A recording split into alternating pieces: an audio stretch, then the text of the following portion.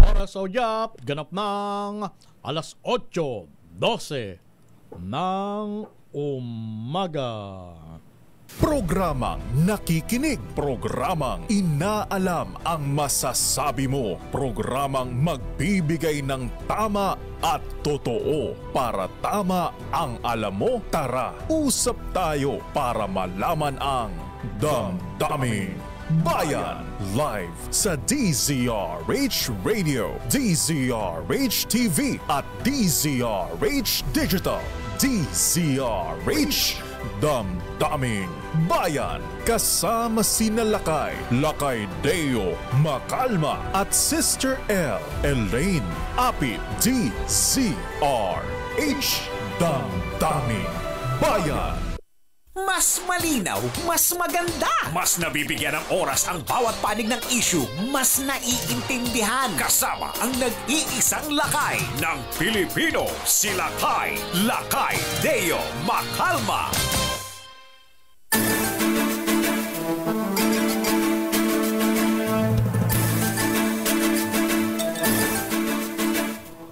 Magandang umaga, Luzon, Visayas at Mindanao. Sa ngalan ni Boss Deo Macalma, ito ang inyong lingkod, si Romel Fuertes.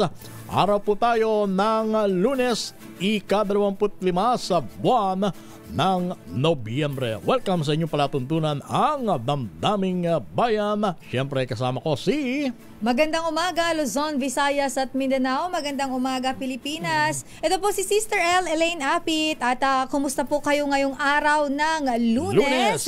Sana ay happy ang weekend nila. Napakaraming balita ang pumutok noong nakalipas na weekend. Yes, Lakay Romel.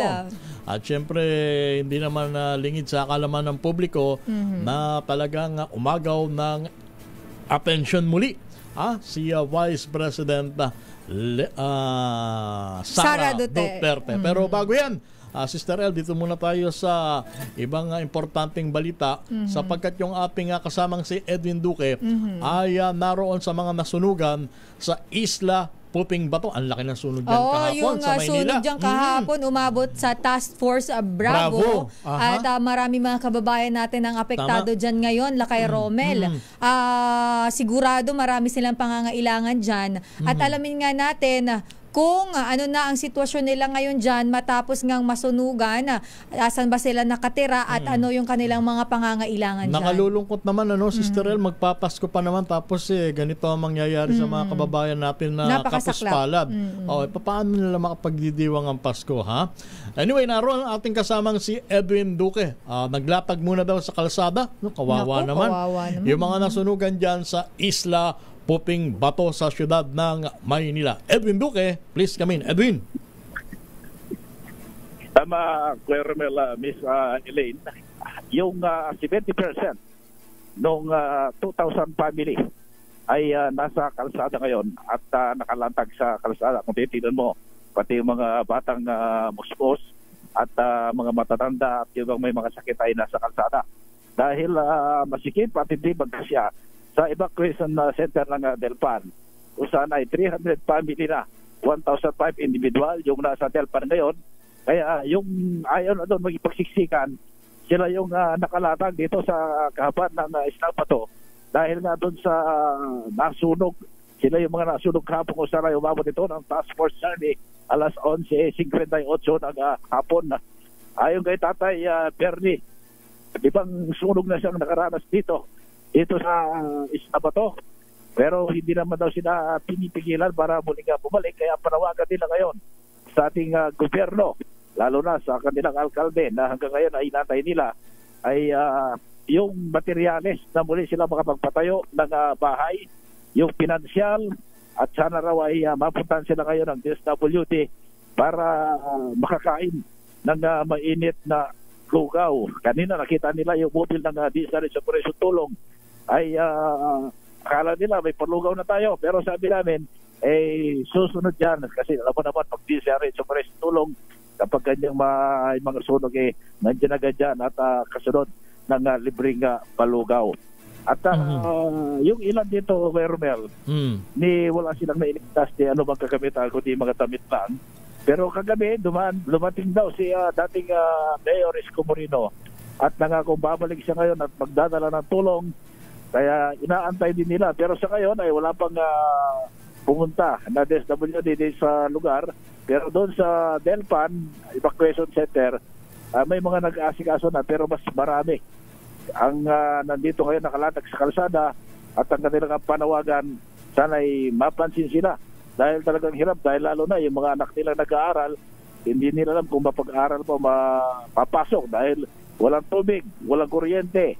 At umasa lamang sila doon sa mga charger sa mga tindahan na maliit na katabi na hindi na nasunog. Yung lugar na ito, itong Isla Puti Bato, nasa Purok 1 hanggang Purok 5. Ang nasunog ngayon, Purok 1, 2, 3. So, itong Purok 3, ito yung nakaraan lamang nasunog kalahati nito ay yung sunog na nangyari kahapon tuluyan ng nawas out itong tatlong purok kung saan ay napakalawak ng bahagi ng nasunog na ito. Kaya tulong yung kanilang panawagan ngayon. Yes. More or less, ilang pamilya ang naapektuhan ng malaking sunog dyan sa Isla Puting Bato? Doon sa record na tala nitong Manila Police District, nasa 2,000 family. Diyos ko, ang dami. 2,000 family yung nasunog. So 300 family nasa Delpan Evacuation Center. So ibig sabihin, yung 1,007 sila yung nakalatag ngayon dito sa kaba ng kalsada kung saan ay nakahiga doon sa kalsada kahit marumi. Yung mga bata, gumagapa sa karton. Ako, kitang-kita mo. Kawawa naman, ano? May Talaga mga, naman. Buwan pa lang. Alam mo yung karton siguro dahil sa abala, medyo busy at taranta na yung mga magulang. Sila ba ay nabisita na, Edwin? Sila ba ay nabisita na ng pamaalang lokal? Bakit yung iba napilitan na dyan na lang maglatag sa kalsada, dyan na lang mamalagi, samantalang iba ay nandun sa Delpan Evacuation Center. Masikip na raw, punong-puno na. Kaya yung 300 family ron, sika na kaya yung 1,007, sila yung nandito sa kalsada. Kaya hindi na sila pumunta. Siyempre, priority dyan, napupunta ng DSWD at mga tulong doon muna sa evacuation center. Pero yun nasahan nila na ngayong araw, ay posibleng may mga pupunta din sa kanila kasi kanina may nakita rin tayo may ilang politiko na may nakalagay sa kanila ba kung sino. Tinitingnan nila yung dami at meron ding mga kababayan natin na yung medyo nakagaan. Nagbibigay ng styrofoam pansit kanina kahit paano pampalipas ng gutom. Dahil alam mo naman kapag ganyang nasunugan, tama, tulala yung karamihan dito at iba ay hindi na makapag-isip kung ano ang gagawin at nalimutan na hindi na pala nakakain kaya ibang gutom. Kaya ang kanilang panawagan kahit man lang yung mainit na sabaw o lugaw. Yung local DSWD, tumugon na ba sa kanilang mga pangunahing pangailangan, Edwin? Wala pa raw pumunta dito sa papaano yan kahapon pa nangyari yung sunog. Ibig ba sabihin marami dyan hindi pa nag-aalmusal, hindi pa naghahaponan mula kahapon? Kanya-kanyang diskarte at yung iba naman may nagbibigay at yung ibang may mga mag-anak na naghahatid at sobra-sobra yung kanilang katabi binibigyan. Pero yung pagkain na galing daw sa LGUs hanggang ngayon ay wala pa nakarating doon sa kalsada. Pero sa evacuation center may mga nagbibigay doon. Pero siyempre dahil napakalawak na sunog, napakaraming pamilya nito ay halos hindi na madaanan. Naging mahigpit nga itong PPA, Philippine Port Authority dito sa Delpan. Walang nagpapapasok ng anumang mga sasakyan ng media.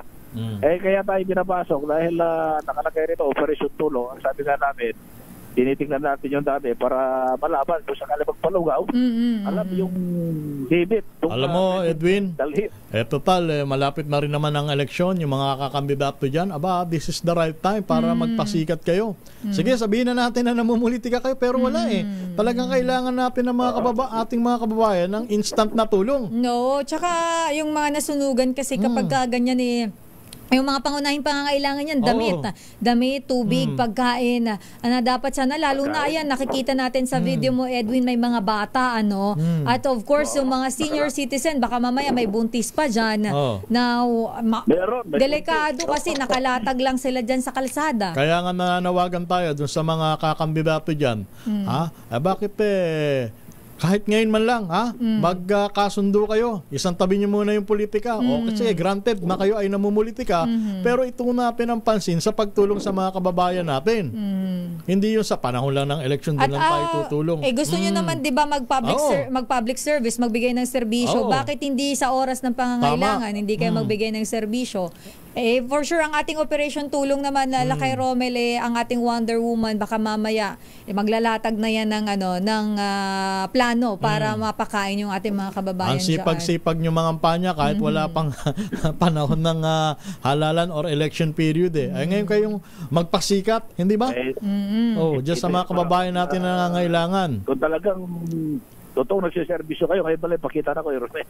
Kaya nga, yun nga ang binabanggit natin sabihin na natin na, sige, namumulitika, may bahid politika, pero ang importante rito yung agad na matugunan yung pangangailangan ng mga kababayan natin dyan na nasunugan. Ayan. Kaya yung Romel, yung ating update dito sa... So hanggang kailan sila dyan mananatili, Edwin?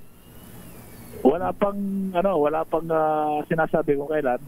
At basta kung may mga proseso sila o may magbigay ng mga tulong, lalo na yung mga pagpatayo ng bahay, ibababalik. Pero Guardiano kasi ko Romel, yung lugar na mismo na sunugan, alam mo pag-aari ito ng PPA. Pero tinanong ko kanina kung sila ba ipapabalikin at yung mga nakarang nagsunog pinigilan, wala naman daw pinipigil. So kung may magbibigay din ng mga materialis para may tayo ulit yung kanilang bahay, ay tatayo nila yung kanilang nasunog na bahay. Sige. Sa ngayon, ang kanilang kailangan, tulong, financial, pagkain, damit, gamot, at sana'y mapansit-baran naman daw sila ng LGUs para naman kahit paano yung kanilang mabigat na maibsan dahil nga sa sunog na naganap. Okay. Kasi nga, Ben, mula pa rin dito sa Isla Bato, sa Tondo, Maynila, Aris 23. Edwin Duque nagulat sa DSRH, una sa Pilipinas, una sa Pilipino. Maraming salamat, Edwin Duque, mula dyan sa siyudad ng Maynila. Samantala, meron na tayong winner, Sister L.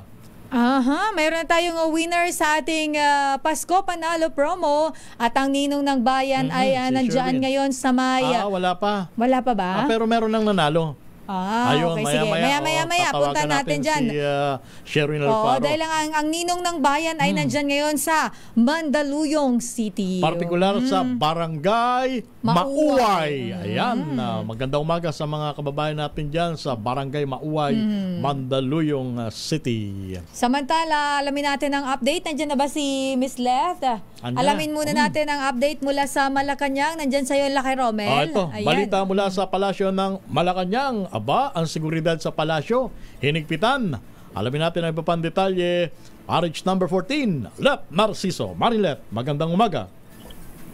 Good morning, Romel at Sister L. Mas hinigpitan pa ang seguridad sa Malacanang kasunod ng abanta ni Vice President Sara Duterte laban kina Pangulong Ferdinand Marcos Jr. at First Lady Liza Araneta Marcos. Pagpasok sa gate ng New Executive Building kung saan ang opisina ng Presidential Communications Office at kung nasaan din ang press working area, isa-isang sinisilip ang sakay ng mga pumapasok na sasakyan. Ito'y kahit pa mayroong car pass ang sasakyan, na ang ibig sabihin ang mga ito ay dati na o regular na nagpupunta sa palasyo. Maging ang compartments ng sasakyan ay ini-inspeksyon ng mga miyembro ng Presidential Security Command. Ganito rin ang ginagawa sa U-Box ng mga motorsiklo. Sabi ng nagbabantay na PSC, naka-red alert sila ngayon.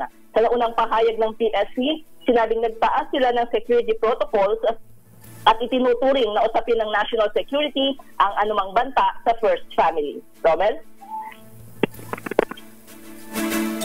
Maraming salamat, Maring Lep Narciso. Samantala, ito na, ang ninong ng bayan. Punta na natin ang ninong ng bayan, si Sherwin Alfaro, dyan sa Barangay Mauway, Mandaluyong City. Sherwin, sino ang bibigyan mo dyan ng pamasko ngayong umaga? Sherwin, magandang umaga. Panalo ang Pasko sa Teaser H. Dahil sa Pasko Panalo, mas malakas promo. Puntahan na natin ang location ng ating roving team. Namamasko. Sherwin Alfaro mula sa Barangay Mauway, Mandaluyong City. Sherwin. Yes, magandang umaga, Romel. At Sister L, dito nga sa Barangay Mauway, matatagpuan din yung Correctional Institute for Women. Yan, yun yung Kasi kanina tinatanong nila Cherry at Anthony kung malapit yung barangay Plainview kanina dun sa barangay Mauhay, kung nasaan ang Correctional Institute for Women. Malayo dahil nasa kabilang sa ito. Pero itong 14 na hektarya na pasilidad na ito ay binuksan noong February 14, 1931. Tagal na. Bago pa nung buksan kasi yung Bilibid para sa mga may kaso, may mga iba-ibang klase ng kaso, kasama ng mga lalaking detainees, yung mga babae. Kaya noong February 1931, sa ilalim ng Commonwealth Republic, binuksan itong unang pasilidad sa kulungan ng mga babae. Ito nga sa Mandaluyong at situated dito nga sa barangay Mauhay. Ngayon, Sherwin, marami tuloy ang nagtatanong. Sherwin, sandali lang. Marami tuloy ang nagtatanong, bakit bigla kang nagbigay ng tribute sa correctional? Ano ba meron dyan, Sherwin? Inaabang ako kung may ililitap dito. Ayun. Oo. Alam naman natin kung ano ang nangyari noong weekend kasi. Kaya ka ba nagpunta diyan? Oo. Binantayan natin itong area dahil nga sa mga istorya na may takot na mailipat. Diretsuhin mo na, Sherwin. Ang tinutukoy mo si Attorney Lopez na supposed to be ay unang dapat dadalhin dyan sa correctional. Pero dahil nga sa mga umugong na balita at mga haka-haka na siya'y dadalhin dito, wala naman tayo na obserbahan na ibang media facility or outlet na nandito nagbabantay. Dahil nga doon inilipat sa Veterans Memorial Hospital. Dahil doon nga inilipat sa Veterans Memorial Hospital. Sige. Pero, ito dahil bantayin to. Ito, binabantayan natin itong tindahan doon. Ayun pala binabantayan mo yung tindahan. Yung tindahan pala binabantayan mo Yung mga tinda pala binabantayan mo, Sherwin Tindahan na to. Dahil yun, naka-DCRH sa kanyang cellphone. Huli ka sa akto huli sa akto. Bluetooth speaker. Naka-Bluetooth speaker tong si Madam. Madam, magkano maharlika? 57 pesos. Ang Coco Pandan, 58. Pinurado, 64. Mahal talaga yan. Senior citizen na yan kasi sa tindahan na to, hindi to sa palengke. Sino umaga po pangalan niyo? Lisa Monsales. Si Nanay Liza? Lisa Monsales. Lita. Lisa. Wala pa kayong banta sa buhay. Malaman daw ng banta sa buhay. Si Ate Lita. Nanay, palagi kayo nakatune in sa DCRH. Opo. At sino paborito yung announcer tuwing umaga? Lakay Deo Makalma po. Si Lakay Deo Makalma. Sa ngayon ang natin ngayon. Romel Pertes. Pero meron kang 1,000 pesos. At syempre, meron kang vitamin yung vitamin E ni Lakay. Ayan Tinago agad. At syempre, meron ka rin DCRH grocery. Ayun. Para sa iyo yan. Diba? Dire-diretso. At para hindi mainitan. Umbrella. Ayun. Parang init na init siya doon sa 1,000. Pinapay-pay niya na. Diba? Ano masasabi ate? Maraming salamat po sa DCRH. Thank you po ate. Thank Merry you. Christmas. Salamat sa pakikinig. Pagsubaybay sa mga programa ng DCRH. Kaya naman sa mga nais manalo ng 1,000 pesos lagi tumutok sa DCRH, baka kayo na sa dating winner sa DCRH. Pasko Panalo Promise. Number 6, Sherwin Battle Faro DCRH. Una sa Pilipinas, una sa Pilipino. Maraming salamat, Sherwin Alfaro. Bagatid sa ating oras, meron tayong 31 minuto makalipas ang alas 8 ng umaga. Babalik po tayo makalipas ang patalastas na ito. Ang balita.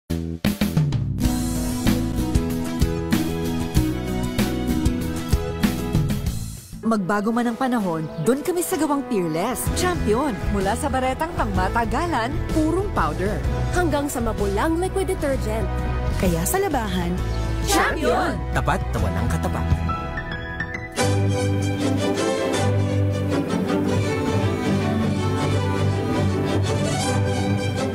Ako po si Lisa Macuja Elizalde na nag-aanyaya sa inyong samahan kami muli sa pagbabalik ng Art to Art alas 3:30 ng hapon dito sa DZRH Radio at DZRH News Television. Usapang sining at kultura para sa lahat tuwing araw ng linggo. huwag kaligtaan. Magbago man ang panahon, doon kami sa gawang Peerless. Champion, mula sa baretang pangmatagalan, purong powder. Hanggang sa mabulang liquid detergent. Kaya sa labahan, Champion! Tapat na walang katapat. Starwax, Starwax Wax. Starwax, Starwax Wax. Always remember, sa paglinis, pakitabin ang sahig. Mrs. Starwax, Starwax Wax. Kitang na to the max. Starwax, ang #1 floor wax. May waterproof formula. Buhusan man ang tubig, balikin tabang sahig. Starwax, Starwax Wax. Kitang na to the max, max, max. ACS.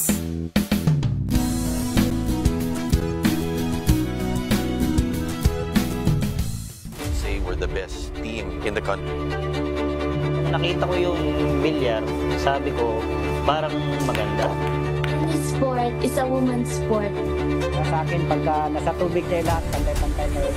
Pinoys are very passionate. Pinalakas ng pagsubok at pinatibay ng tagumpay. Mas titindi pa ang paghahatid ng storya mula sa mga atletang Pilipino tuwing Sabado, 12:30 ng tanghali sa DZRH TV.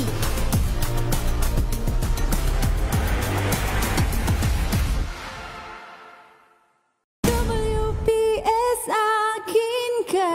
And I am the nemesis of the other WPS defenders. I'm inviting you to watch every Tuesdays and Wednesdays, 11 p.m. Magkikita-kita tayo. Saan ba meron sa inyo sa mga grupo ninyo na nakinabang dun sa mga development projects? Listen to the ones who may need divorce. Militarization, unfortunately, is still happening in Mindanao. If reforestation is only to be done by government, hindi natin matatapos ito. Mas pinalawak na talakayan, mas masusing paghihimay sa may init na usapin at mga isyong panlipunan. Imbestigahan niya ako. Set a date. I invoke my right to remain silent. Definitely, hindi pa ako spy. Samahan niyo ako tuwing araw ng linggo, alas 12 ng tanghali, para alamin ang bawat katotohanan sa likod ng kontrobersya.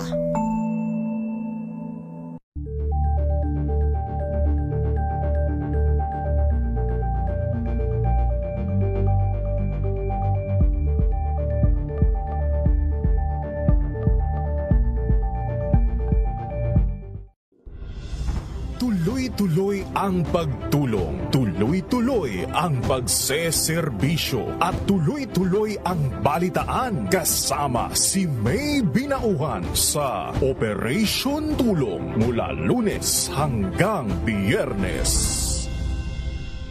WPS akin ka. Hi everyone, this is Ali Forbes and I will be playing the role of Ali dito sa WPS. So sana po magsama-sama tayo at panoorin niyo po yan sa DZRH TV every Tuesday and Wednesday, 11 p.m. See ya! Mabangon para sa iyo.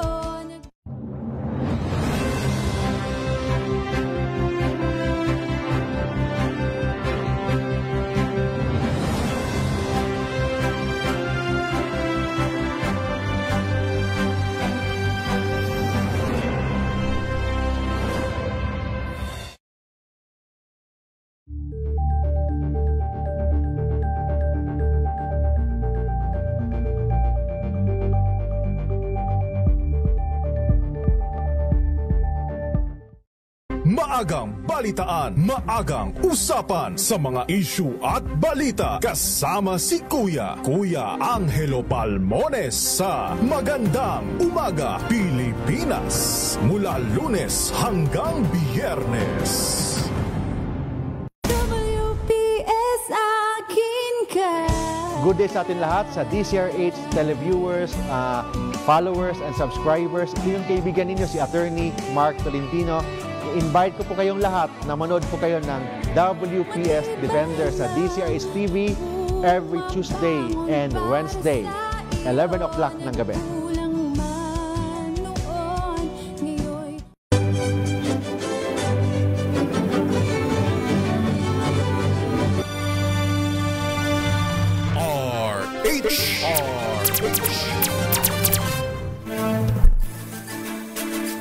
Balik tayo sa inyong paboritong palatuntunan ng damdaming bayan. Minus muna ang inyong lakay. At ito naman ang inyong lingkod, si Romel Fuertes. At syempre kasama ko ang kaakit-akit na si... Aba naman, Sister gusto ko yung may kakit-akit. Ito po si Sister Elaine Apit. At nako, alam mo lakay Romel, napakaraming mga kababayan natin ang medyo sabihin na natin hindi sang-ayon doon sa nangyari noong weekend. Inuulan tayo ng iba't ibang reaction, comments. Bagamat may mga iilan din na nagsasabi na parang overkill yung nangyari dyan sa house, sa Batasan noong weekend.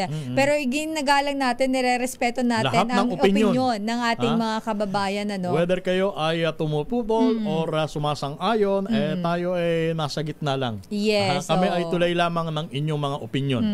Pero sana mamaya may makausap tayong abogado din, dahil ang maraming nagtatanong, ano ba, up to what extent ang pwede? Mayroon bang pwedeng kaparusahan? Pwede bang kasuhan ang Vice President Sara Duterte patungkol sa nangyari noong nakaraang weekend? So, alamin po, mahirap kasi sa atin manggagaling yung ganyan. Hindi naman po kami eksperto pagdating sa batas. Hindi kami abogado. So, hindi po natin masasabi yan. Pero ugatin muna natin kung saan nag-umpisa. Nag-umpisa ito, Lakay Romel, ng ang chief executive ni VP Sara na si Attorney Zuleika Lopez ay ma-cite for contempt dyan sa pagdinig sa House patungkol dito sa kino-question na confidential funds. Paggamit ng confidential funds. Yung paano ba ginastos at hindi daw kasi masagot ng derechahan yung mga katanungan ng mga kongresista. Nung una, dahil siya ay pinasite for contempt, siya ay isinailalim muna sa custody ng bababang kapulungan ng Kongreso. Pero all of a sudden, biglang nag-issue ng panibagong direktiba na siya ay ilipat sa correctional. Sa Women's Correctional. Dyan sa Mandaluyong City. At dahil nga nagkaroon ng problema sa kalusugan, ay nagpa siyang ipalipat sa ospital at ngayon ay nasa Veterans Memorial Hospital. Ang binabanggit kanina ni Congressman Joel Chua, yung paglipat, parang ang explanation, though hindi niya straight na nasagot, Lakay o sinagot, dahil sabi niya nga, yung Sergeant at Arms ang makakasagot ng ibang mga katanungan kanina ng 2x2, sabi niya, may kinalaman din ito sa seguridad, security ng Vice President. Anyway, speaking of legal matters, eto, nasa linya na ng komunikasyon si Attorney Domingo Egon Cayosa. Dating Pangulo po ito ng Integrated Bar of the Philippines. Magandang umaga po, Attorney Cayosa, Romel Fuertes, ang alam po ni Kuya Deo Macalma at syempre si Miss Elaine si Sister Apit. Apo. Good morning. Good morning, Attorney. Good morning, Romel, at good morning, Sister El. Magandang umaga po sa nakikinig sa inyong programa. Unang tanong ko, Attorney, pangkaraniwan po ba yung naging kautusan ng Kongreso na sa halip na panatilihin sa kanilang custody dahil sa contempt, ay pinalipat nila una sa National Correctional? Ito pong si Attorney Lopez. Saklaw po ba ng mandato or ng jurisdiction ng bababang kapulungan ng Kongreso ang mga kahalintulad na kautusan, Attorney? Saklaw ho sa mandato at responsibilidad ng Kamara na to secure the safety and security of their resource persons and witnesses and to ensure that their constitutional rights are respected. So malinaw ho naman yan. Normally, pag halimbawa, nakikita nila na contemptuous conduct kasi hindi sumasagot, nagsisinungaling o paikot-ikot or binabastos yung pandinig ng nagtatanong at i-declare siya by a vote ng committee na in contemptuous conduct. Normally, ang detention yan, dyan sa detention facility either on the Senate or ng Kamara. Meron kasi sila Kaya lang, yan naman, it's an ordinary room. Hindi naman yan designed for kung merong security threat or and so forth and so on. The only reason na nandyan is because malapit lang. Pag may pandinig, malapit lang siyang makadalo. Now, kung sa tingin ng Kongreso o yung kanilang mga security officers na merong pagbabanta o may kaguluhan at hindi nila kayang tugunan ito, proteksyonan yung kanilang mga resource persons, pwede naman nilang i-request na doon muna sa mas secure na facility, gaya ng Crame, Aguinaldo, or any other detention facility. So, it depends on the circumstances. Diba kung minsan, doon sa hospital kasi may sakit ng tao, hindi naman kinakailangan, dyan na lang siya. It depends on the circumstances. What is important is that the transfer is with valid or reasonable grounds at ma-ensure ang security at yung welfare and ma-respeto ang constitutional right nung contemptuous person. Yun ho yun. It is kung sa tingin ni Atty. Lopez na hindi tama yun, ang maaari niyang gawin to question it before the courts. At mag-explain din ang Kamara bakit nila gustong ilipat doon. Siguro nakita naman natin yung unfolding mga kaganapan kasi diba? Opo. Na biglang nag-press conference doon, nag-come out si VP Sara. So siguro ayaw nilang gusto lang iwasan yung constitutional crisis na may banggaan between the legislative branch and the executive branch. And of course, yung internal rift sa Kongreso, kasi congressman naman yung kapatid ni VP Sara. Kasi ang binabanggit, Atty. Cayosa, ang mga dinadala dyan sa Women's Correctional ay yung mga convicted na. Samantalang si Atty. Lopez ay hindi naman na nakasuhan or nakatulan na ng hukuman. Tama. Kasi hindi naman pwedeng hatulan o to render judgment yung Kongreso Kaya nga po. Person lang yan in aid of legislation. Kaya lang siguro sa tingin nila, yun ang pinaka-secure in the meantime. Kasi nga, hindi natin alam yung buong kwento Mabuti nga na ini-interview nyo yung mga congressman para ipaliwanag nila bakit sila humantong ng ganon. So, it is not really a detention na dahil criminal ka hanggat contemptuous conduct ka, yun ang magiging resulta, diba? So, but as to what facility, government facility would be most competent, secure, nasa circumstances niyan. Kumbaga meron pong discretion ang Kongreso kung saan sa tingin nila ang most ideally na pwedeng ilipat yung persons na kanila ipinakontempt. Ganun po ba, Atty. Cayosa? Tama yan. Hindi lang discretion. May mabigat silang responsibility to assure the security. Diba? So, kasi siyempre pag yung mga detention facilities na well-established, talagang mas mahigpit ang seguridad noon. At saka, hindi labas-pasok ang tao. Ang Kongreso kasi, labas-pasok ang tao. Yan, kasi maraming pang-ibang ginagawa yan. Hindi naman yan talaga secured premises in the sense, di ba? So, baka hindi nila kayang ma-monitor, biglang may nag-rally na pala dyan, o kaya, nandyan na yung... So, these are the factors that should be explained, o kaya dapat malaman. At kung dadalhin yan sa korte, bibigyan naman ng pagkakataon ng Kongreso to explain why. But as to the power and the discretion, tama ho kayo. Meron ho kasi sila. Ang importante lang, there is no grave abuse of discretion. Attorney Cayosa, dito naman po sa naging statement ni VP Sara sa online press con po noong gabi ng Biyernes, nabanggit niya po kasi na kung siya ay patayin, ang may pinagbilinan daw po siya, no? Yun po yung term niya, may pinagbilinan siyang isang tao na patayin ng Pangulong Bongbong Marcos, First Lady Liza Araneta Marcos at si House Speaker Martin Romualdez.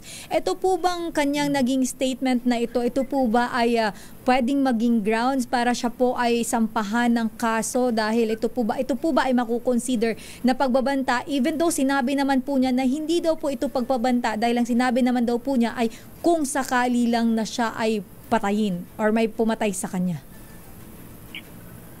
Siya naman nagsabi mismo na this is no joke, this is serious. Yes, opo. Siya na rin ang nagsabi, wala naman nagpersa sa kanya at mukhang alam naman niya yung kanyang pinagsasabi at mukhang intentional naman na i-broadcast nila ito. So, it's very unfortunate. It is unbecoming, it is disruptive, it may be diversionary, but ang mas importante ho dito, ay mukhang nakaligtaan nila yung mga possible legal consequences. Yung tanong nyo, pwede ba siyang kasuhan? Marami hong anggulo na pwede siyang panagutin. For example, yung siniwalat niya na may ang pasimuno nitong pagbibigay ng mga pera, mga envelope, si First Lady daw. That's a serious imputation of a crime. Public, imputation of a crime, malicious. Kung sa tingin ng Fed, hindi naman totoo ito, she may have a legal ground to sue her for libel kasi wala namang immunity yung Vice President kagaya ng Presidente. While in office. Pangalawa, pwede rin hong yung violation of RA 6713, yung Code of Conduct and Ethical Standards of Public Officials and Employees. Kasi yung ganyan hong pananalita, pagmumura at mga ganyan, bawal po yan. Pwede rin ho siya, kasi abogado ho yung Vice President natin. Meron ho kasi kaming napaka-importante, Canon 1 nga, ng Code of Professional Responsibility of Accountability ng mga abogado. That ang nakalagay doon, a lawyer shall uphold the Constitution, obey the laws of the land, and promote respect for law and for legal processes. So kung ikaw ay nanganganib sa tingin mo, at ang iyong gagawin at i-broadcast na nangontrata ka na ng papatay ng 3 tao, that's not respect for the law or legal processes. Plus, nagmumura ka pa. So baka pananagutin siya as a member of the legal profession, yung tinatawag nating disbarment proceedings. Yung criminal cases, may nagsasabing grave threat daw, but abogado naman siya, sinabi if, so conditional naman. Pwede, may nagsasabi, baka naman that is attempted murder. Kasi nga kung makontrata ka, at sabi niya, pumayag na yung yung tao, nakausap niya. Oo, napapatay.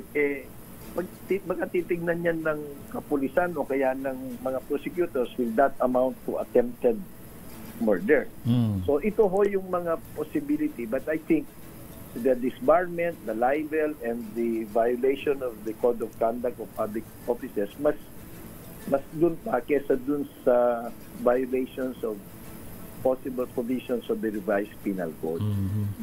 Yun nga po ang itatanong ko sana kanina, Atty. Cayose. Wala palang immunity ang Vice President from a criminal suit?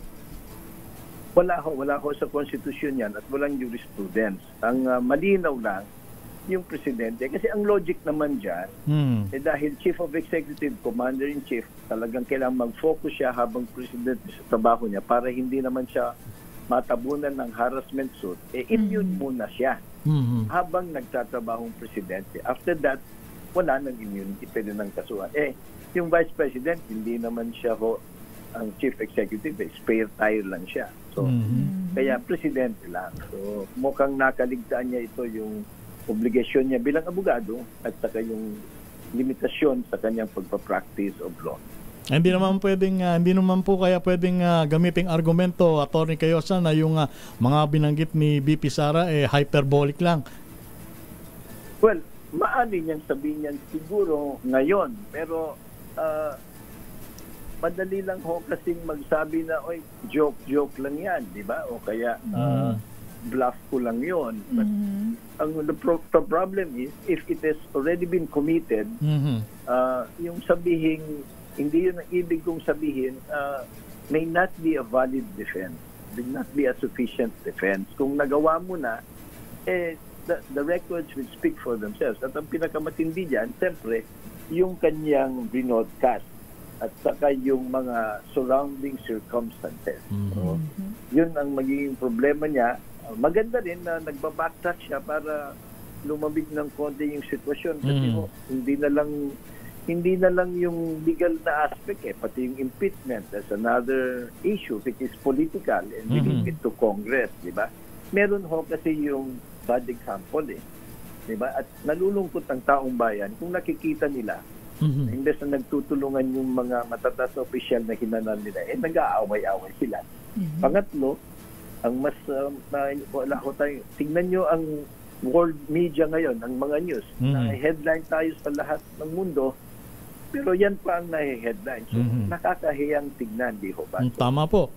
Maawa naman sila sa imahen ng ating republika, ng ating gobyerno at ng sambayan ng Pilipino. Okay. Maraming salamat, Attorney Domingo Egon Cayosa. Salamat po sa mga paliwanag ninyo. Marami po kami natutunan, Attorney. Maraming salamat po. At good morning. Good morning po. Maraming salamat. Magandang umaga po sa lahat. Ang inyo po napakinggan ng dating Pangulo ng Integrated Bar of the Philippines, si Attorney Domingo Egon Cayosa. Mamaya, marami tayong tatalakayan. Pero in the meantime, commercial muna tayo.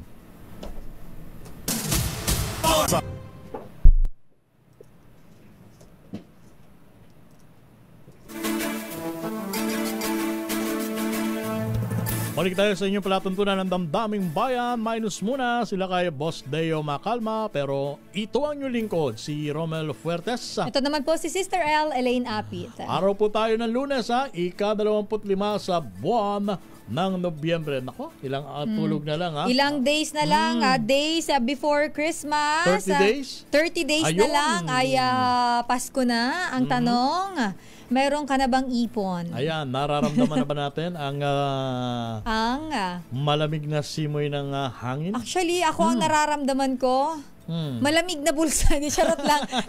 Hindi, pero ang tanong natin, kumustahin nga pala natin, Lakay Romel, ano na kaya ang presyuhan na ng mga gulay? Dahil kung naalala mo, itong nakaraang week, nitong week lang, nitong 1 week ago, di ba yung mga trackers ay nagsabi sila na, lalo na yung umaangkat mula Benguet, na magkakaroon ng increase sa presyo ng mga gulay dahil dun sa toll hike. At saka yung epekto nung nakalipas na mga bagyo. So, hindi gaanong mai-transfer ng maayos yung kanilang kalakay papunta rito sa Kapatagan hanggang dito sa Metro Manila. Dahil nga maraming mga aside sa nasirang pananim, may mga daanan din kalsada ang nasira. So delayed na, mayroon pang epekto yung sa supply and demand ng mga gulay. So alamin natin yan mamaya. Pero ngayon puntahan muna natin ang balita mula dito sa kay Edniel Parosa, ang Armed Forces of the Philippines Chief, na nawagan sa mga sundalo sa gitna ng bangayan sa politika. Huwag daw malito at manatiling tapat sa posisyon. Detalye balita mo, RH52, Edniel Parosa. Edniel. Lakay Rom. Go ahead, Daniel. Edniel Parosa. Romel at Sister Ella, nanawagan ng direkta si Armed Forces Chief of Staff General Romeo Bronner Jr. sa mga sundalo nito na huwag malito sa gitna ng mga bangayan sa politika. Sa kanyang talumpati sa Camp Aguinaldo ngayong umaga, ipinaalala ni Bronner ang sinumpaan ng militar na manatiling tapat sa chain of command. Ibig sabihin, dapat umanong maging tapat o loyal ang mga sundalo sa pwesto at hindi sa tao. Ginawa ng general ang pahayag matapos atasan ng Malacanang ang Presidential Security Command na siyasatin o imbestigahan ang pahayag ni Vice President Sara Duterte. Kaugnay nito ng pag-aming niyang kumuha siya ng tao para ipatumba sina Pangulong Bongbong Marcos, First Lady Liza at House Speaker Martin Romualdez. Patay sa konstitusyon ang inihalal at nakaupong presidente ang tumatayong Commander-in-Chief ng AFP. Pakinggan natin si General Bronner. Whoever that may be, no? Hindi po tayo loyal sa tao kundi sa posisyon. And in that vow that we took, VOW, no? Yung vow natin, yung panata natin, sinabi natin na we will continue to uphold the Constitution. So, yun lang po ang isipin natin para hindi tayo ma-confuse. Ang tinig ng AFP Chief of Staff General Romeo Bronner Jr. Sa bahagi naman ng Philippine National Police, tiniyak ni PNP Chief Police General Romel Francisco Marbil na sila ay makikipag-ugnayan sa PSC o Presidential Security Command kaugnay ng isang sagawang investigasyon hinggil sa nasabing death threat. Ito si Edniel Parosa, nag-uulat para sa DZRH. Una sa Pilipinas, una sa Pilipino. Maraming salamat, Edniel Parosa. Samantala, Vice President Sara Duterte bumuelta sa National Security Council. Ibalita mo yan, RH number 7, Henry Uri. Henry.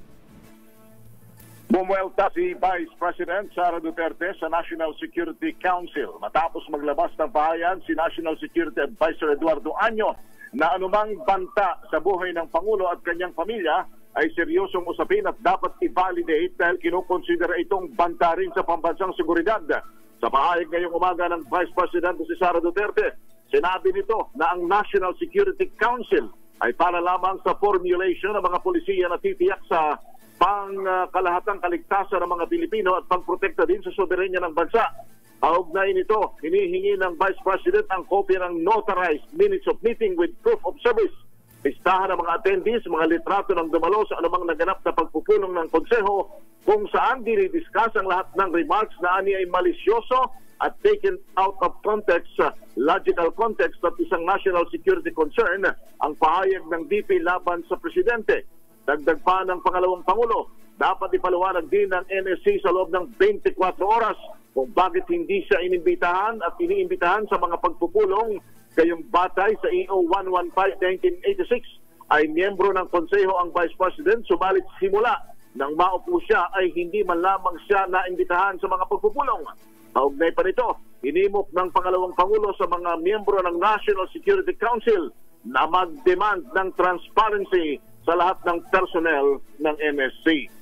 Para sa DCRH, ako si Henry Uri para sa DCRH, una sa Pilipinas, una sa Pilipino. Maraming salamat, Henry Uri. At ayun na nga, Sister L, ano ba nangyayari sa bansa natin? Nakakalungkot. Tulad nga ng sinabi ni ng dating IBP President na ang nagbabangayan ay yung mga matataas na opisyal ng ating bansa. At syempre, ang pinaka-apektado niyan ay yung mga ordinaryong mamamayan, yung buong bansa. Ano na lang ang sasabihin ng mga negosyante na gustong maglagak ng puhunan dito sa Pilipinas? Oy, pambihira kayo. Paano nyo kami bibigyan ng garantiya na maayos ang business climate dyan? Samantalang ang inyong matataas na opisyal, sila ang nagbabangaya sa halip na magtulungan.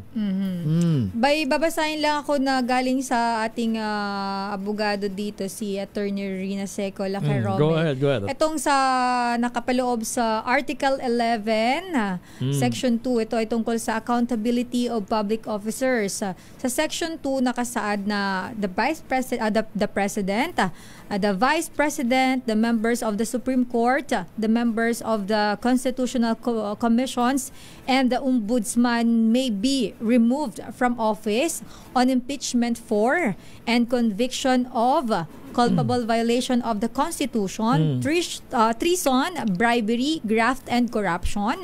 Iba pa daw na matataas na krimen or betrayal of public trust. Samantalang yung all other public officers and employees may be removed naman daw from the office as provided by law but not by impeachment. So therefore, ang binabanggit ni Attorney there is an immunity and the Vice President is an impeachable official. So taliwas do sa opinion ni Attorney Cayosa. Si Attorney Egon Cayosa. May malaman natin sa iba pang opinion ng ibang abogado. Kung talaga bang walang immunity or merong immunity from suit ang Vice President. Sa bagay, sa totoo lang, ngayon ka lang din nalaman na wala palang immunity. Actually, according to Attorney Cayosa, naging naging issue ito dati dahil noong 2021, base sa research na ginawa ko dito sa Google, nagkaroon din pala ito ng conflict dati dahil nagkaroon ng declaration dati ang former President Rodrigo Duterte na no immunity. The Vice President enjoys no immunity from suit. Pero yung ibang mga abogado ay nagsasabi sila na ang sabi nila wait lang, mali yata ako. Tama.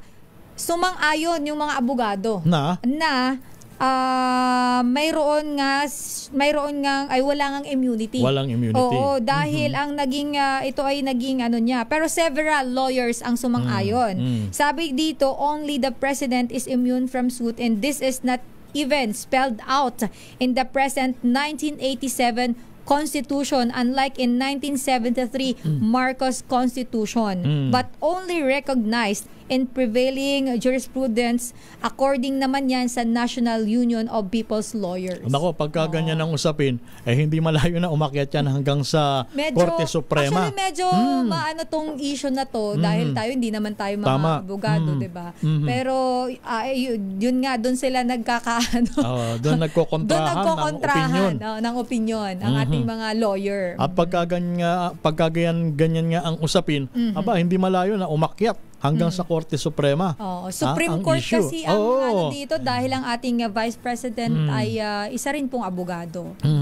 And of course, siguro alam niya yan. Definitely, bilang isang abogado, alam niya. At alam niya din ang lahat ng mga limitasyon. Actually, meron na mga magsasabi na, porke ba Pangulo or Vice President ka, pwede ka na lang gumawa ng mga krimen dahil immune ka from criminal suit. Hindi ba? May ganong argumento Actually, medyo sila. Masalimut kasi ito kay Romel. Lalo na usapang ay talagang yung mga legal expert. Ito lang ang mga abogado. Kaya nga binasa din natin yung message ng ating abogado dito. At para mas maganda, mas maraming kay Romel. Matimbang natin ang husto kung ano talaga ang totoo. Yes. Kasi mamaya sabihin bakit nyo in-interview yung si Atty. Gayosa? Bias yan. Hindi naman po. Ay kumonsulta lang tayo sa legal expert. Ngayon, ay siyempre, tatry din natin kumonsulta ng abogado para magkaroon naman tayo ng second opinion. Ganun katulad na lang. Kaya thank you kay Atty. Rina Seco na nag-message din sa atin, nakatutok ngayon sa programa. Kasi at least hindi lang po isang lawyer ang naririnig nyo po nagsasabi. Wala yung pinagkaiba yan sa isang nagpapakonsulta sa doktor.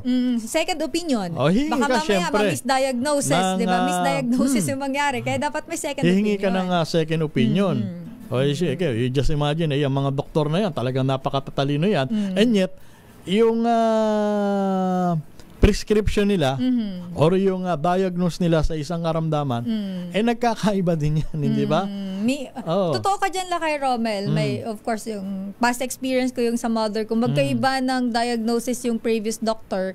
Sa isa pa niyan doktor, though dalawang doktor ang nag-match, isang doktor ang iba. So saan ka maniniwala? Medyo mahirap yun, di ba? Tama. Katulad din sa Biblia. Di ba napakarami natin relihiyon. Ang sinasandigan nila Biblia. Ngayon nagkakaiba sa interpretasyon. Yes. Ayan. Ang oras natin, meron tayong 8 minuto makalipas ang alas 9 ng umaga. Teka, batiin ko nga muna itong si sino yan? Si Brigadier General Anthony Aberin. Sapagkat siya ang naitalaga bilang bagong regional director ng NCRPO. Ayan, congratulations po. Brigadier General Anthony Aberin. At belated happy birthday kay Major Eric Alino. Ayan, QCPD Firing Range. Pagbati mula sa avid fans ng Batang San Miguel, retired Police Major General Charles Calima at retired Police Brigadier General James Brillantes. Good morning, mga sir. Good morning po sa inyo.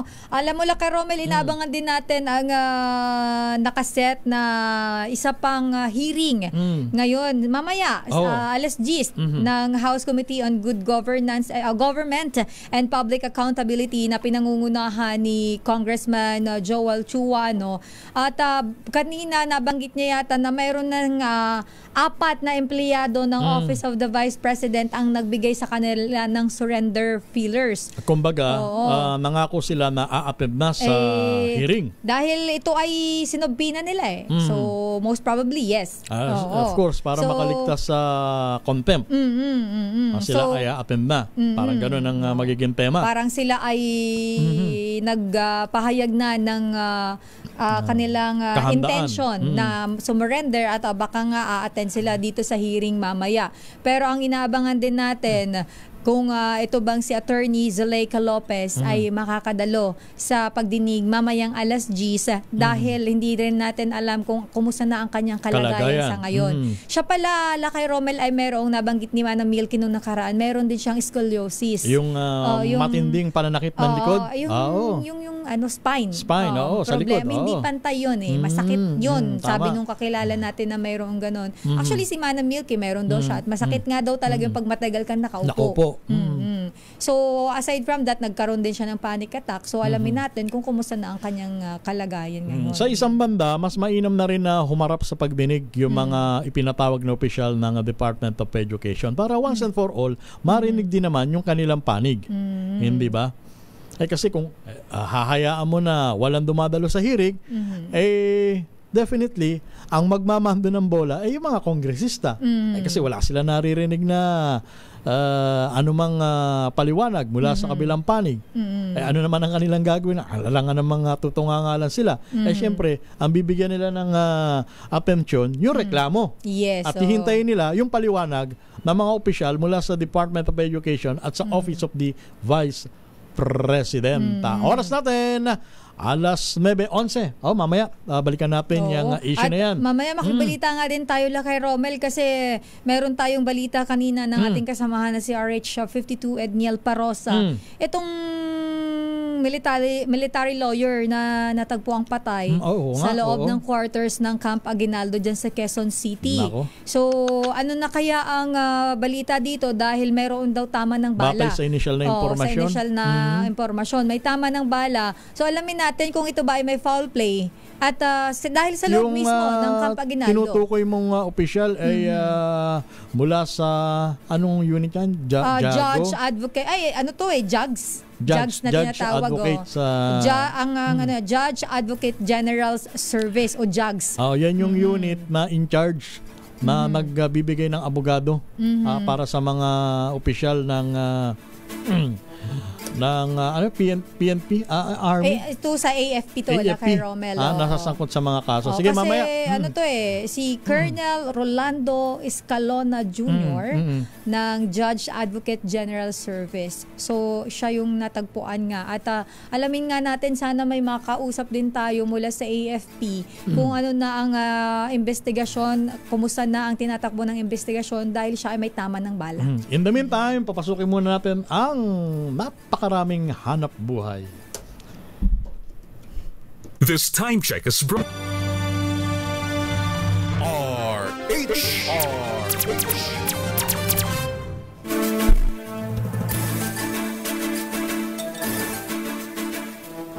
Balik po tayo sa inyong programa, ang Damdaming Bayan. Minus muna sila kay Boss Deo Macalma.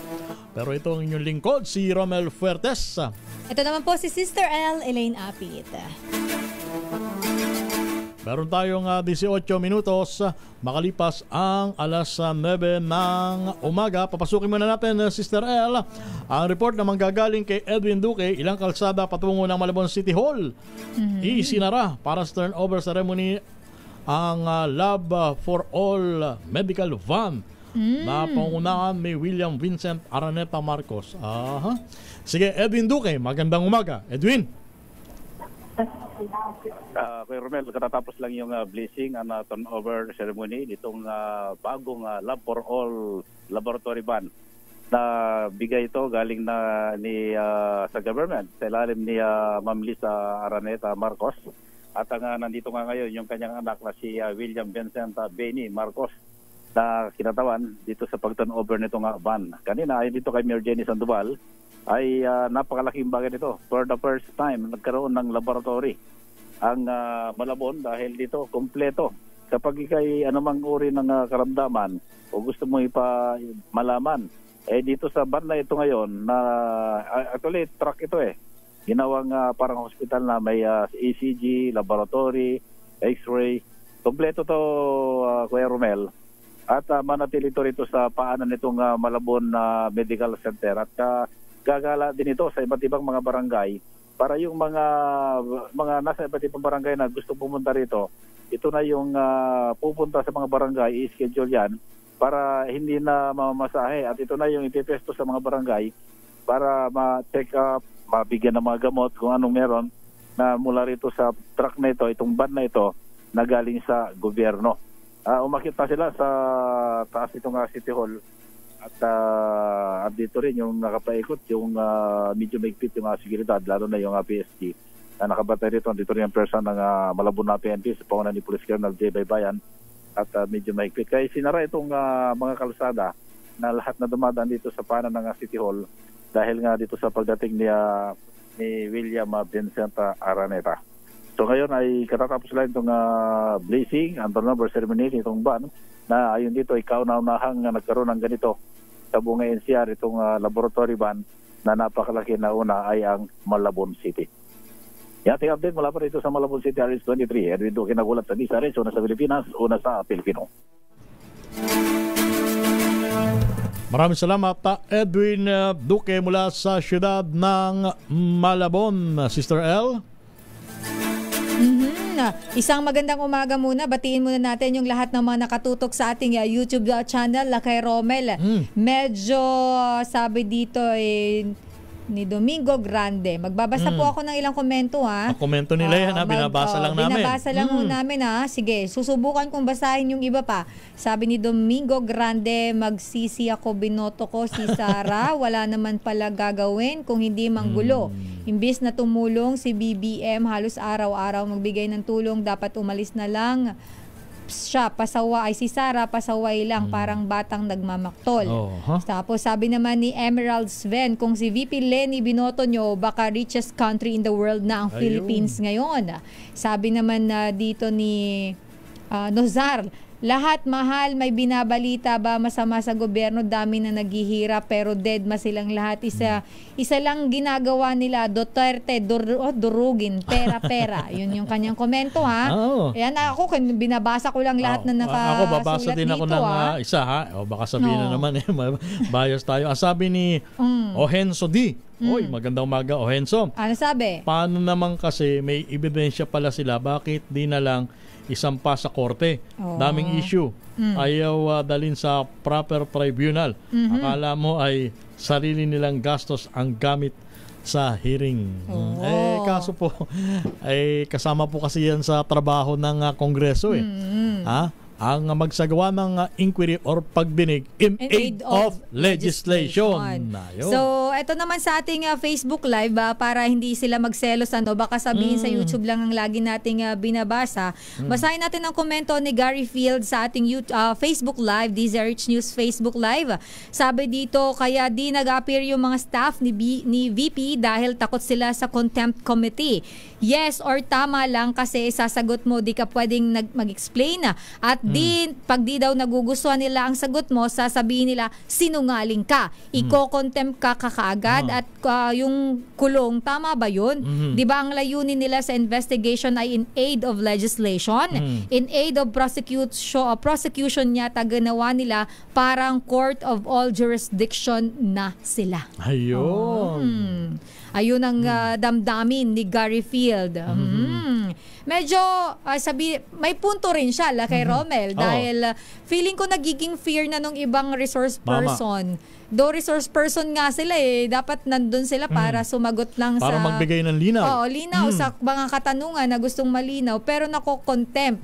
Kaya siguro natatakot yung ilan. Ganon din ang pananaw ni Senadora Christopher Bongo. Ang sabi niya sa isang statement, yung mga resource person na supposed to be ay dapat magbigay ng linaw sa mga itatanong ng kongresista in aid of legislation ay napatakot.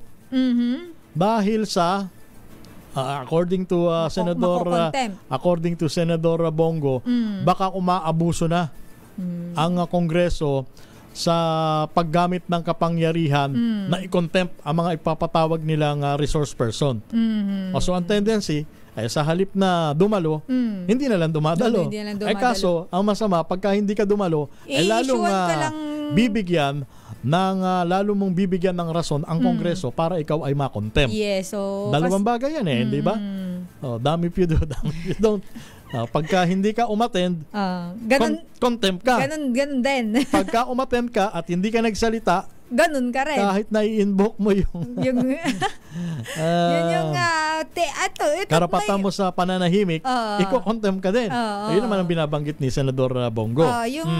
Napansin lang din siguro ito ng ating mga kababayan na sabi nila, bakit kapag hindi nagustuhan yung sagot, tatawaging sinungaling? Kaya parang yun yung sinasabi nila may sabi ni Ohenso in aid of next election. Baka kayo naman damdaming bayan nyo yan, at sabi nga namin nire-respeto namin yung lahat inyong ng opinion nyo, whether you are pro or anti, lahat yan pasok dito sapagkat ito ang inyong programa, ang Damdaming Bayan. Dito po pinapakinggan namin ang damdamin ninyo.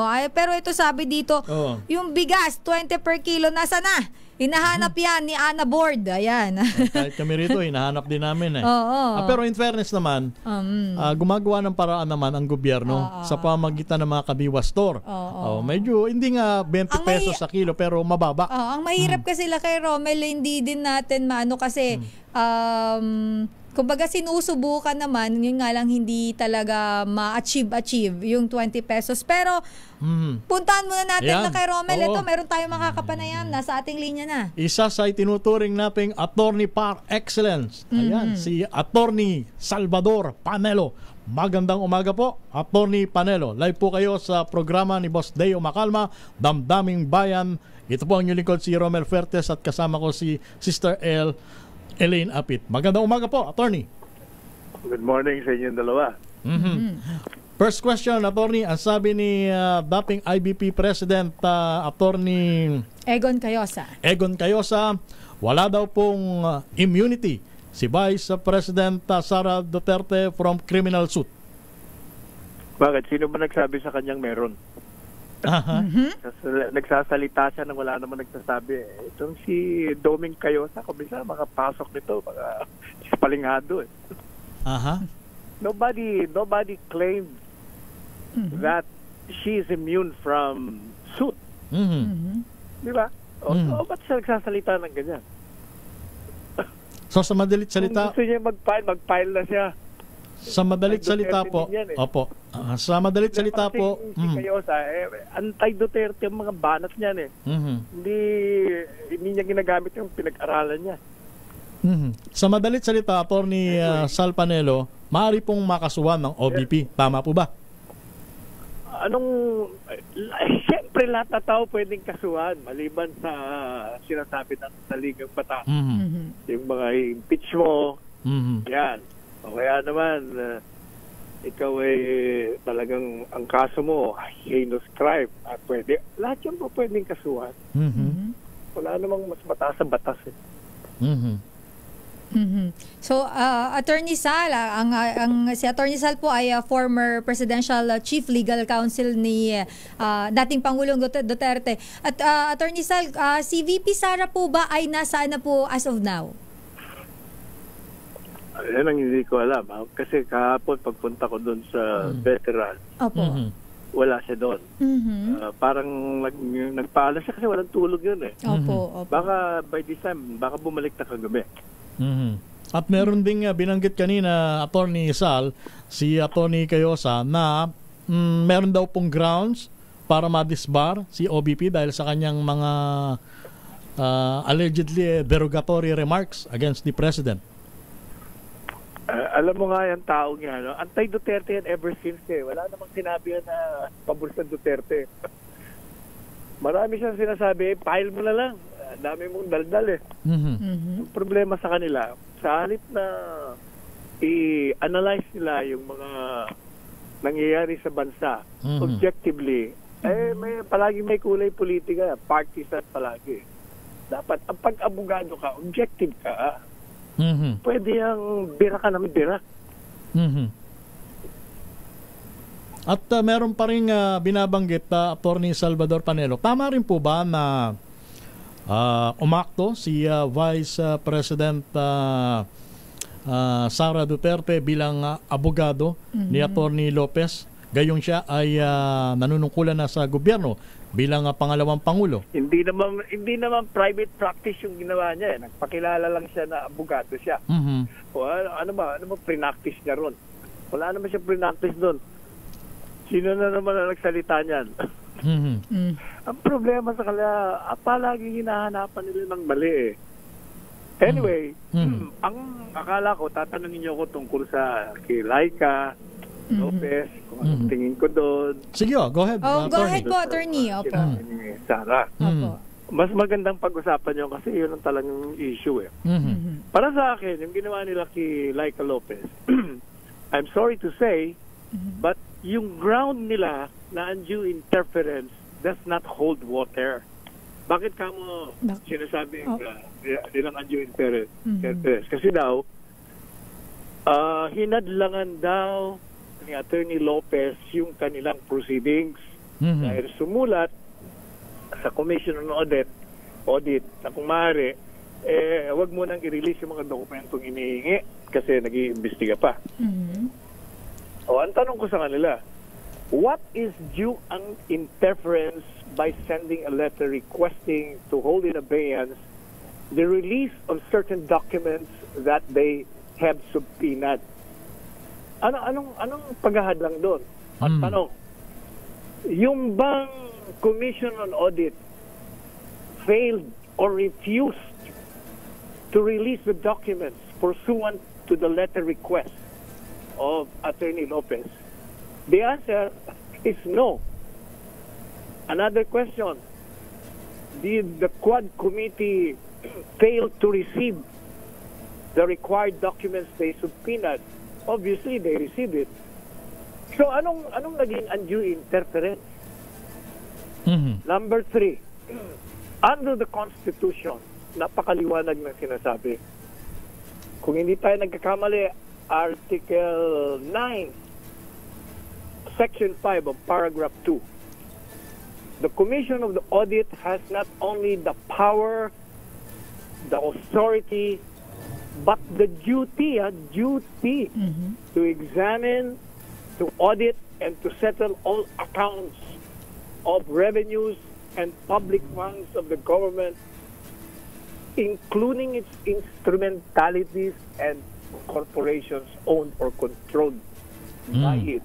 Ibig sabihin, yung Commission on Audit, siya lang may kapangyarihan na tingnan mo kung regular o illegal o legal ang mga paggastos mo ng pondo. O madalit sabi, yun ang kung merong mga tinatawag na interference, sila yun. Kasi hindi dapat sila pumasok doon. In other words, hindi lang sa pag-imbestiga in aid of legislation, tatanungin niya yung mga prosedimento para makita nila kung yung batas sa ngayon, naaangko pa, baka kulang, kaya nagkakaroon ng diferensya. Yun lang, hindi yung mag-aakusa ka, mag-iimbestigan. Kaya tama yung sinasabi ni Attorney Lopez. That is a potential violation of the separation of powers sapagkat yung mga sangay ng gobyerno ay may kanya-kanyang kapangyarihan. Pangalawa, pag yung kasi ginawa mo, gaya ng ginagawa nila ngayon, you're depriving the resource person subject of your investigation to deprivation of the so-called due process. Ang ibig sabihin ng due process. It hears before it condemns. Right now, the Commission on Audit is investigating precisely whether the OBP has complied with the requirements tungkol dun sa kanilang expenses. So, iniimbestigahan sila ron. Doon may due process. Pinapasagot sila. Dito, inaakusahan mo na agad na mayroong mga diferensya. Hindi pa nga pinali. Final, not conclusive. So, dinideprive mo na siya. Inusgahan mo na agad Wala pa In other words, Attorney Panelo, yes. Ang pinakamatinding ginawa nila, maliban doon sa pag-cite in contempt, na if you notice, si Attorney Lopez was the epitome of decorum sa Quadcom, di ba? Napakamalumanay niya sumagot, sinagot niya lahat, wala siyang evasive answers, magalang siya, pero sinait. Humingi siya ng upawan na yung tinanggap, pero tinuluyan pa rin. So, bilang isang mamamayan na sumusunod sa batas, sige, kahit na mali na kayo, sama na ako, pakulong niya na ako, kinulong. pag kinulong mo na nga, pagkatapos in the dead of the night, habang nag-file sa ng motion for reconsideration doon sa contempt, hindi pa nga nare-resolve, biro mong papasukin mo, you invaded the privacy of a detainee and you're forcing her to be transferred to a facility meant for criminals and suspected criminals that are facing trial. So to cut the attorney, to cut the long story short, humanity na. To cut the long story short, Attorney Panelo, yes. Abuse of power and an assault on dignity, as I said in my article sa Manila Times today. So sa tingin nyo, Attorney Panelo, lumabis sa mandato ang Kongreso or nagkaroon ng tinatawag na out of jurisdiction sapagkat yung mga ganitong usapin, tulad nga ng binanggit nyo, dapat nasa bakuran lamang ng Commission on Audit at hindi maaring umeksena ang Kongreso. Ganun po ba? Hindi ba? Yun na nga sinabi ko. I don't want to repeat myself. Okay. So kung kayo po... Another thing, Go ahead. Yung kay Inday Sara, hindi ba sabi ng Malacanang, threat. Yung sinabi niya. Active daw ang threat. Mali sila ron. Unang-una, how can it be active? Kailangan tingnan mo kasi yung context. Bakit? Kaya sabi ko nga, nung tinanong ako, dapat ba seryosohin ng Malacanang yung threat na sinasabi ni Inday Sara?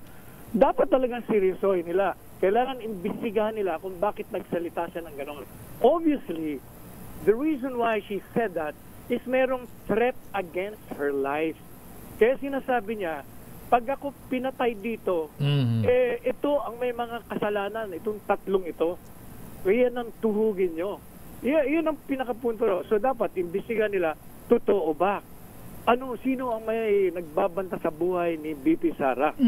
At sino ang naninira sa aming tatlo na kami ang nasa likod niyan? Dapat yun ang imbestigahan nila. So attorney... sabi, dapat yun ang tingnan nila, hindi yung kung ano-ano mga pinapasok nilang mali.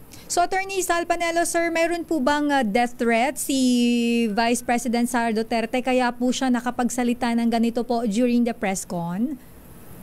Obviously, as I said, kaya yan nagsalita ng ganyan kasi nga may threat sa buhay niya.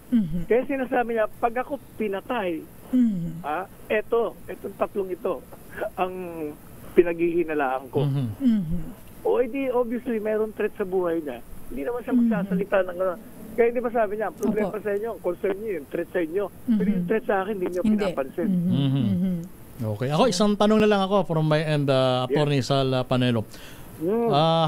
Kung kayo po ang tatayo bilang abogado nitong mga ipinapatawag na opisyal ng Department of Education at Office of the Vice President ng Kongreso, papayuhan niyo po ba sila na wag na ding umattend ng pagdinig?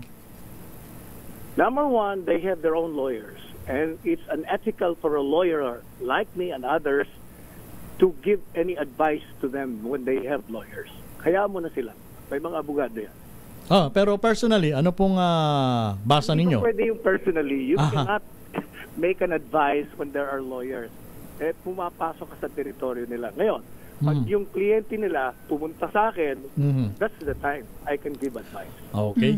Attorney Sal, last na lang din po pahabol, meron po ba kayong personal knowledge kung si Attorney Zulaika Lopez po ay makakadalo ulit sa pagdinig, given po na siya po ay na-ospital at hindi nga po maganda yung kanyang kalagayan nung nakaraan? Siya po ba ay makakadalo ngayon? Dapat yung mga doktor magsasabi niyan. Kasi nung binisita ko siya, talaga, she was still a nervous wreck. Opo. Natakot kasi ikaw, babae ka, ilagay mo sarili mo doon. Papasukin ka ng alas 12 ng gabi at pinipilit kang dalhin sa ibang facility. Siyam na tao, uniformado, may mga baril. Di ba matatakot ka? Kaya nagkaroon siya ng kaya hysterical siya. Takot siya. Hanggang ngayon. Okay. Kaya yung mga doktor doon, napapakinggan ko yung usap-usapan nila. Talagang na-trauma yung ali. Kawawa naman. Okay. Maraming salamat. Attorney Sal, thank you po. Good morning, Attorney Salvador Panelo. Salamat din kayo. Thank you. Thank you po. Ang inyo po napakinggan si Attorney Salvador Panelo, dating Chief Legal Counsel ni dating Pangulong Rodrigo Roa Duterte. Oras natin, 20 minutos bago sumapit ang alas 10 ng umaga. Ang balitang ito ay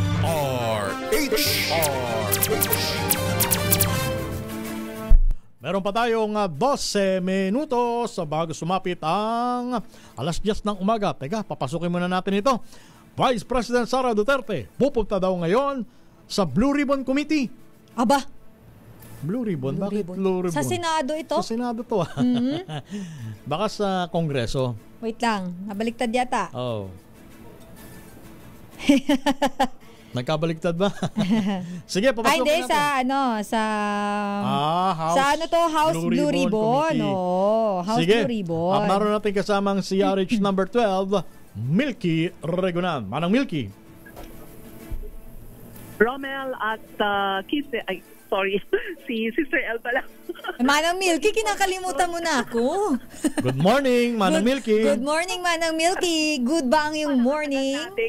Parang ang tagal lang hindi natin nakita, Sister Oo El. nga. Anyway, mag-informasyon ang House Blue Ribbon Committee. Ito yung Committee on Good Government and Public Accountability na pupunta umano ngayon si Vice President Sara Duterte sa pagpapatuloy ng hearing ng investigasyon sa 2022 at 2023 confidential budget ng OVP at ng DepEd. Ayon kay House Secretary General Reginald Velasco, may impormasyon pero hindi pa alam kung pupunta o hindi, pero nakahanda na ang komite sakaling dumating ang pangalawang Pangulo. Ang sabi ni Velasco, hinihintay nila ang update mula naman sa Veterans Hospital sa kondisyon ni Atty. Zuleika Lopez at kung maayos ng kanyang kalagayan, saka padadaluhin sa hearing ng Good Government Committee. Narito si House Secretary General Reginald Velasco. Detainees. Kaya nasa veterans ngayon, we're waiting for the medical evaluation ng mga doktor sa Veterans Memorial Hospital. Tapos sila rin ang magsasabi sa amin kung Manang Milky. Sa informasyon ni Manila Representative Joel Chua, ang chairman ng komite, ay darating umano ngayon ang 4 na opisyal ng Office of the Vice President na unang na-contempt pero nagtatago pa rin, Romel. Ama ito sa Special Disbursement Officer Gina Acosta, ang dating DepEd SDO Edward Fajarda, dating Assistant Secretary Sunshine Fajarda at ang Assistant Chief of Staff na si Lamuel Ortonio na chairman naman ng Bids and Awards Committee. So mamayang alas 10 ng umaga ang pagsisimula ng pagdinig ng House Blue Ribbon Committee, pagpapatuloy pa rin ng investigasyon sa kinikwestyong confidential funds ng OVP at DepEd para sa 2022 at 2023. So yung 4 na pinapatawag ng Kongreso, nagpahatid na ba ng mensahe na sila ay dadalo ngayong araw? Ito yung sinasabi ni Secretary Reginald Velasco na mukhang merong impormasyon naging si Congressman Joel Chua. Itong 4 na mahahalagang opisyal ng DepEd at ng OVP na silang makakapagpapaliwanag kung papaano withdraw at ginamit yung pondo ng confidential funds ng dalawang tanggapan. At hihintayin natin mamaya kasi ang pagsisimula ng pagdinig, Romel at Sister L, ay ganap na alas 10 na yung umaga. What if kung yung 4 na hinahanap nila ay hindi sumipot, Manang Milky? Ang magiging karanasan nila ay magiging katulad ba nung nangyari kay Atty. Lopez? Magmomosyon dito ang ilan sa mga miyembro siguro ng komite dahil ang contempt kasi once na na-serve sa'yo na ang contempt ay kinakailangan ikaw ay pumunta dito sa committee hearing. Pero kung hindi sila pumupunta, automatic yun na i-arestuhin. Pero ang problema daw ng secretariat ng committee ay hindi nila naisisilbi itong contempt order dahil hindi mahanap itong naturang mga opisyal. Yung 4 at dun sa pinakahuling hearing ng Blue Ribbon Committee ng Kamara, ang paliwanag naman ay Atty. Zuleika Lopez, nasa official travel pero hindi niya matukoy kung saan-saang mga lugar. Kaya ang kansyaw sa kanya na siya yung pinakamataas na opisyal ng Office of the Vice President aside from VP Sara, pero hindi niya daw alam kung nasaan itong 4 na mga opisyal na ito na kinakailang magpaliwanag dito sa controversial na disbursement nga ng 2022 at 2023 confidential funds ng OVP at ng DepEd. Manang Mills, ito ba yung sinasabi ni Congressman Joel Chua na nagpadala na ng surrender feelers sa kanila? Ito yung apat, Sister L. Pero syempre, pag ganitong mga hindi pa natin nakikita in person, hindi pa natin makukumpirma. Pero ang sabi niya, ay nag-abiso na. Itong ulitin ko mga pangalan Gina Acosta, Special Disbursement Officer. Ito yung pinaka-importante kasi yung tinutukoy na kumuha, nag-withdraw ng pera. Yung inlagay sa duffel bags. Yes, meron siyang, yung apat na duffel bags, meron siyang 3 lalaking kasama para magbitbit. At pero doon sa 30 million na withdraw naman sa Land Bank DepEd branch ay isa lang yata ang kasama at dinala niya sa tanggapan mismo ng DepEd ng kalihim panoon si Vice President Sara Duterte. Ilan pang personality na inaabangan at mahalaga ang kanilang magiging testimonya itong mag-asawa. Edward Fajarda at Sunshine Fajarda. Si Edward Fajarda, dating DepEd Special Disbursement Officer. Ibig sabihin, pangalawa siya kay Acosta at si dating Assistant Secretary Sunshine Fajarda. Nag-asawa ito. Assistant Chief of Staff naman, Lemuel Ortonia, na chairman ng Bids and Awards Committee. So, sa bayanan, kung pupunta sila ngayong umaga dito, Romel at Sister L, nagsimula na rin dumating dito yung maraming media na nagpo-cover. Kung dati Romel at Sister L, iilan lamang kami, mga House reporters lang, at nagpo-cover dito sa hearing ng House Blue Ribbon Committee ngayon. Ay napakarami na. May mga ibang ang sabi niya, di ba kahapon, ay may mga foreign correspondents na rin ang interesado at pinag-uusapan na rin ito sa buong mundo. So, inaasahan na marami pa ang mga magpo-cover dito sa hearing ng House Committee on Public Accountability and Good Governance. Yun nga yung binabanggit ko kanina, Manang Milky Ano na lang ang magiging impression sa atin ng buong mundo? Kabilang na yung mga investor. Ganyan pala kayo sa Pilipinas, paano nyo kami mahihimok na maglagak ng puhunan? Ang gulo-gulo nyo. Hindi kayo magkasundo dyan. Totoo yan, Sister L, at Ronald, teka lang medyo may movement dito sa ating Sige, please. Titingnan ko lang kung sino itong mga pumapasok. Sige, Manang Milks. Loob. Pero ito ay mga naka-gray. Advance party yata ito ni Vicky Sara. Hindi ako nagkakamali. Oo, so sila ay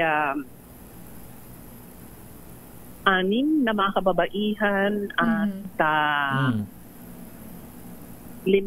na mga kalalakihan naman na security personnel ng Office of the Vice President. Sa ngayon ay naglalag sila ng kanilang mga pangalan dito sa receiving area ng lower ground floor nitong People Center kung saan laging ginaganap ang pagdinig ditong Blue Ribbon Committee ng Kamara at maging ng Quad Committee. So, kung andito yung mga kanyang advance party, marami na to. Ang sabi nga nung ilang mga Sergeant at Arms kanina, dumating ako dito mga pasado alas 8 ng umaga, Romel at Kisses, Sister L. Good morning. Manang Milks, gising ka na ba? Good morning, Manang Milky. Go ahead, Manang.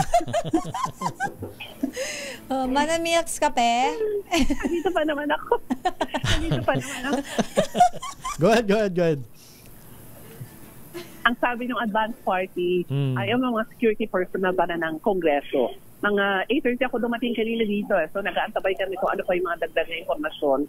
May mga konti pa lamang na advance security. Pero ngayon dami na nila So mamaya titingnan natin kung darating nga ang pangalawang Pangulo. Kung aharap siya dito ay mukhang matindi. Yung magiging sana wag naman theatric. Yun nga panawagan ng mga congressmen, sagutin na lamang niya. Hinihingi mga paliwanag ng ating mga congressmen kung paano ginamit, nirelease yung pondo nitong confidential funds at ng pondo ng OVP at ng Department of Education. So babalik ako para pa rin sa karagdagang informasyon kung darating nga itong si Vice President Sara Duterte. Pero ang magandang informasyon dito ayon niya sa House Section at sa chairman din ng komite, itong si Congressman Joel Chua, yung 4 na matagal na nilang pinaghahanap, hinihintay at unang lang kinontempt dito sa hearing ay dadalo umano sa pagdinig ngayong umaga alas 10. So abangan natin. Babalik ako, Romel at Sister L, sa pagpapatuloy ng hearing dito sa Kamara. Ako si Neil Creguna, nagulat para sa DZRH, una sa Pilipinas, una sa Pilipino. Maraming salamat, Manang Milky Regunan. Pero ako, kung akong tatanungin, mas okay sana umapid na yung mga hinahanap ng Kongreso. Para once and for all, di ba? Marinig din yung kanilang Tsaka panig. para matapos na, at the same time, makabalik na lahat sa trabaho. At makapag-concentrate tayo sa mga issue na dapat natin pagtuunan talaga ng pansin. Katulad ng mga kababayan natin na biktima ng kalamidad. Yes, tandaan natin hanggang sa ngayon, marami pa rin ng mga lugar na hindi nakakabangon. Kaya mahirap pa rin po yung sitwasyon at sana ay sila ang napagtutuunan ng pansin kaysa sa mga ganitong issue na hindi naman dapat na-i-issue. Samantala punta natin, Laki Romel, ang update sa Senado. Wala sa akin, Laki Romel. Nandiyan yata sa'yo. May pag-ulat ating kasamang si Paring Raymond Taas mula sa Senado. Paring Raymond. Laki Raymond. Yung panukalang dagdagan ng budget ng Office of the Vice President, pinag-aaralan ng Senate Committee on Finance. Ang detalye mula kay Lakay Raymond at Paas. Lakay Raymond. Elaine, Paring Romel, pinag-aaralan na masusi ng Senate Finance Committee yung rekomendasyon na posibleng dagdagan yung budget ng Office of the Vice President.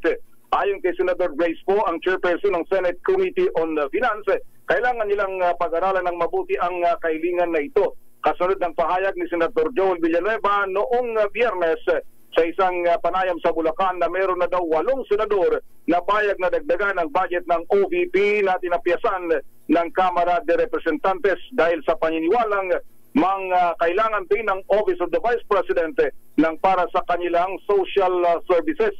Maliban pa sa nakasad na ito sa National Expenditure Program o NEP na isinumite ng Malacanang. Dahil una nito inadapt ng Senate Committee on Finance ang bersyon ng Kamara na tapyasan ng 1.3 billion pesos ang Office of the Vice President at 700 million pesos na lang ang natira para sa 2025. Doon sa naging paliwanag ni Senator Po ay ilang beses silang sumulat sa opisina ni Vice President Sara Duterte para magsumite ng mga dokumento at idepensa yung kanilang budget, ngunit wala silang natanggap. Kaya't nagdesisyon na lang sila na i-adapt yung bersyon ng Kamara de Representantes. Yung pahayag naman ni Senator Villanueva na suportado ng 8 senador, ang budget ng OVP o pagdadagdag sa budget ng OVP ay bago pa man nangyari yung pagwawala at pagbabanta ni VP Sara laban kina Pangulong Bongbong Marcos, First Lady Liza Marcos at House Speaker Martin Romualdez noong Biyernes ng gabi. Ang 2025 national budget ay nakadagdag isalang sa second reading bukas dito sa Senado. Ito si RH28 Raymond Advance para sa DZRH sa una sa Pilipinas, una sa Pilipino. Maraming salamat, Paring Raymond Taas. Maraming salamat, Laki Raymond. Alam mo, batiin ko lang nakatutok si Sir Bong Ariola ng PCSO. Uy. Aba, alam mo, sabi ba naman magandang niya umaga, Kuyang Bong Ariola. Mukhang natuwa siya kay Manang Milky, papadalhan na lang daw niya ng kape. Manang Milks, papadalan ka na lang daw niya kasi mukhang sabi ko kulang sa kape si Manang Milky. Joke lang yun, Manang Milks. Ayan, sabi niya, patawad na daw.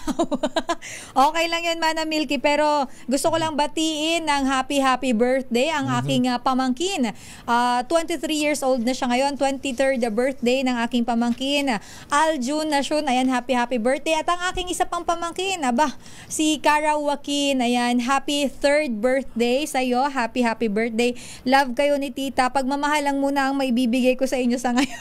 Sa ngayon. Wala akong regalo, Lakay Romel. Ayan, muli ang ating pagbati sa bagong talagang Regional Director ng NCRPO, si Police Brigadier General Anthony Aberin. At happy birthday uli. Belated happy birthday kay Police Major Eric Alino mula sa QCPD Firing Range. At pagbati mula sa avid fans ng Batang San Miguel, retired Police Major General Charles Calima at retired Police General James Brillantes.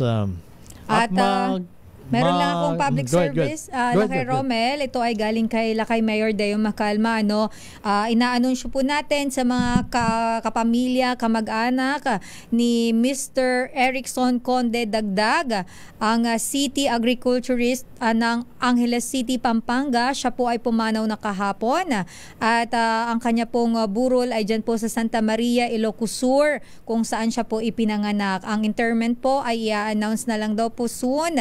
At ayun lamang po, God bless, mula po yan kay Very Worshipful Noble Rodan Deli. So ayan, sa mga kamag-anak, kapamilya po ni Sir Erickson Conde Dagdag, siya po ay pumanaw na at siya po ay nakaburol dyan sa Santa Maria, Ilocos Sur. May bagabigat mo, Bobby Bernardino dito sa Pilipinas. Siya ay nakikinig nanonood mula sa United Kingdom. Ang oras natin 3 minuto makalipas ang alas 10 ng umaga. Maraming salamat sa lahat ng mga sumubaybay sa ating palatuntunang Damdaming Bayan. Sa ngalan ni Boss Deo Macalma, ito ang inyong lingkod, si Romel Fuertes. Ito naman po si Sister L, Elaine Apit. Stay safe everyone. God At susunod po na ang programa ni Miss May Binauan. This time check is